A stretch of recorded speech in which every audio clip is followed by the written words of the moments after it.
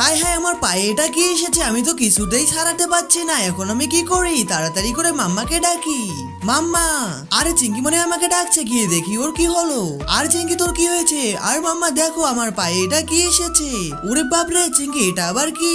দাঁড়া, আমি কিছু একটা করছি। আইডিয়া! প্রথমে একটা কৌটোর মধ্যে কোলগেট নিয়ে নিতে হবে, এরপর একটা লেবু কেটে এখানে লেবুর রস দিয়ে ভালোভাবে মিক্সড করে নিতে হবে। এরপর কি হলো সেটা দেখার আগে, তুমি কি বই পড়তে ভালোবাসো নাকি সারাদিন ফেসবুক চালাতে ভালোবাসো? তুমিও যদি আমার মতো বই পড়তে ভালোবাসো তাহলে ভিডিওতে লাইক সাবস্ক্রাইব করবে। এবারে এগুলো সিরিজে করে শামুকটার উপর দিলেই দেখো শামুকটা চিংকির পা থেকে সরে গেছে।